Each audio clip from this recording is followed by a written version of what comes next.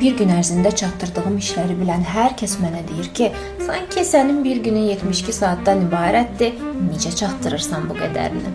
Bəli, mən gün ərzində həddən artıq çox işlər görürəm və buna rəğmən mən gündə 10 saat yatmağı da unutmuram, masaja getməyi, istirahətimə vaxt ayırmağı, idmanımı etməyi, bunların heç birindən də vaz keçmirəm. Baxlısı budur ki, kim nə vaxt soruşursa, çox zamanda evdəyəm mən. Bəs necə çatdırıram bütün bunları? Bunun iki sirri var əslində. Ən birincisi, mən icazə vermirəm ki, duyğularım və negativ proqramlarım mənim enerjimi alsın. Ona görə mən davamlı öz enerjim üzərində işləyirəm, öz psixolojik durumum üzərində işləyirəm ki, mən enerji bombasına çevrilim. Çünki insana lazım olan şey daha çox vaxt deyil, daha çox resursdur. İkinci əsas məsələ isə mən super produktiv insan olmağa çalışmıram heç zaman.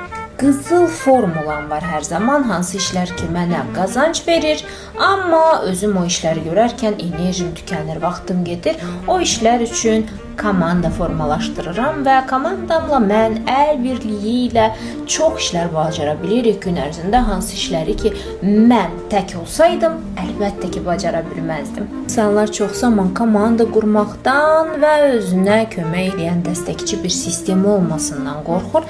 Nəyə görə? Çünki çox primitiv səbəblərdən ailəsində bunu görmür və yaxud da komandası olsa onun maaşlarını necə ödəyə bilər və s. deyə narahat olur.